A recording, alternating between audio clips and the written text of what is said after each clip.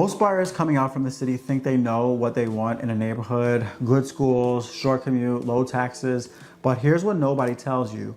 If you have a dog, half of the towns you're looking at are a terrible fit. And you won't find that out until you're already unpacking boxes in a house with no sidewalks in a town that bans dogs from every single park.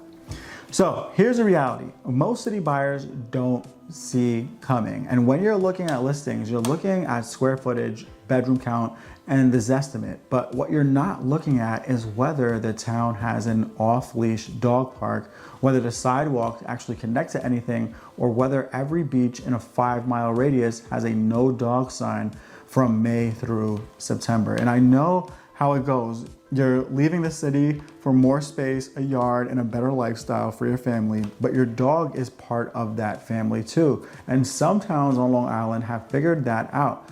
Others really haven't.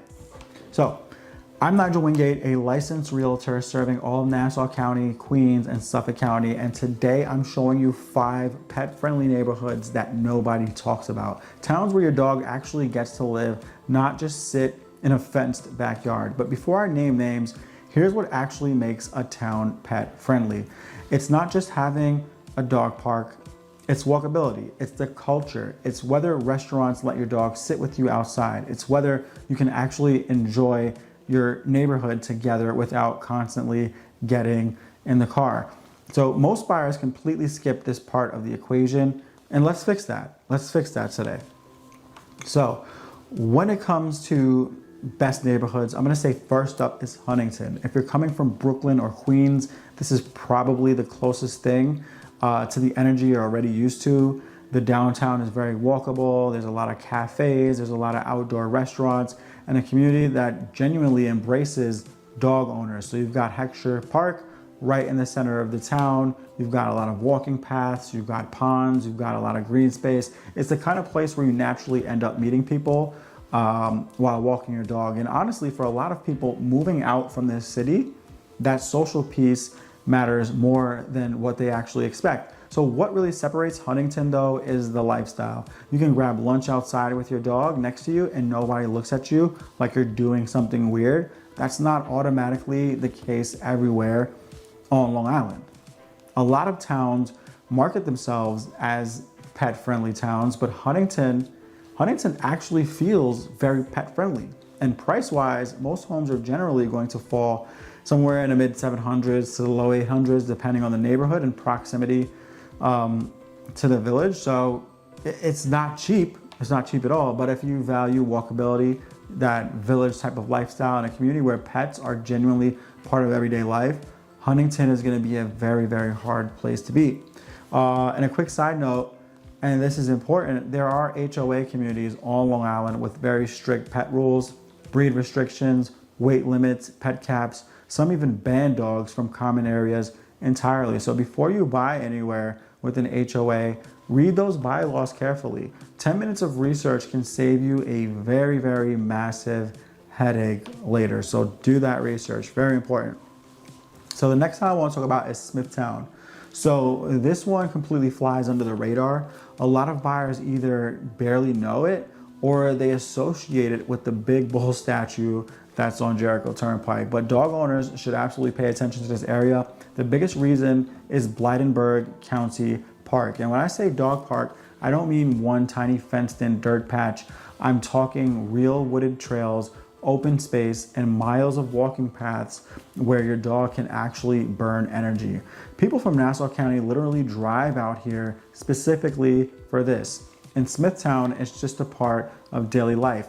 So the town also has a surprisingly strong pet owner culture. Overall, boarding facilities, trainers, groomers, veterinarians, way more than you'd expect for a suburban area the size of Smithtown. And that usually tells you something about the community itself. Home prices in Smithtown are generally more approachable than Huntington, usually high 500s into the mid 600s, depending on the property. You still have LIRR access, schools are solid, lots tend to be larger.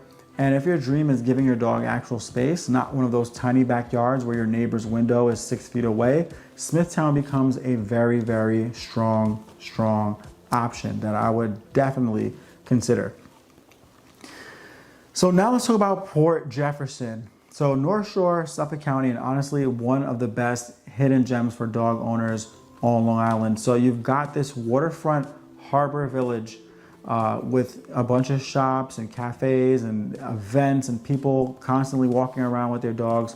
A lot of the businesses are surprisingly pet friendly considering how polished and upscale the village feels. You can get coffee, you can walk around the harbor, you can go shopping in the area, and your dog is basically a part of the experience. The bigger thing though is the atmosphere. So Port Jeff has a real community rhythm to it. You've got festivals, street fairs, waterfront events, and pets are naturally included in the environment. So you're not gonna feel awkward bringing your dog everywhere with you. You'll feel weird if you don't have one because everyone in the area has a dog. So now commute-wise, this is definitely more realistic for someone hybrid or remote because Penn Station can be around an hour and a half, depending on the train. But lifestyle-wise, it's one of the most unique towns on the entire island.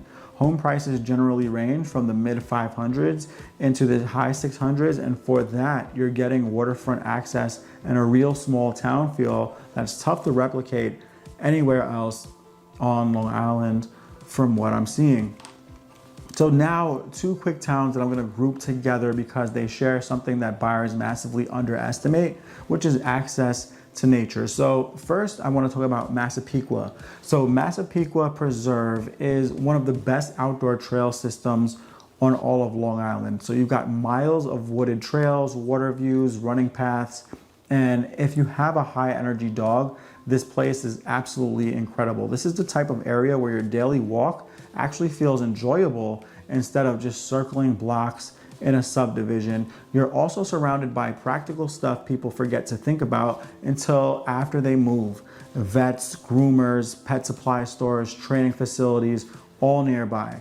Now, right next door is gonna be Babylon. Babylon has Argyle Park, which is a beautiful lake area with walking paths, plus access to multiple off-leash dog parks nearby. And the downtown on Deer Park Avenue has gotten increasingly dog friendly over the years as well. And what I personally like about Babylon is that it still feels very, very relaxed. Some trendy Long Island villages can start feeling overly polished or expensive. Babylon still has a little bit of that laid back local energy, and compared to some North Shore towns, it's still relatively attainable. So Babylon homes generally range from the low 500s into the mid 600s, while Massapequa tends to be a bit more expensive, especially south of Sunrise Highway. But a lot of buyers are willing to pay that premium because of the preserve access and school district reputation. So that's one thing definitely to keep in mind. So a couple of honorable mentions that I wanted to throw in there.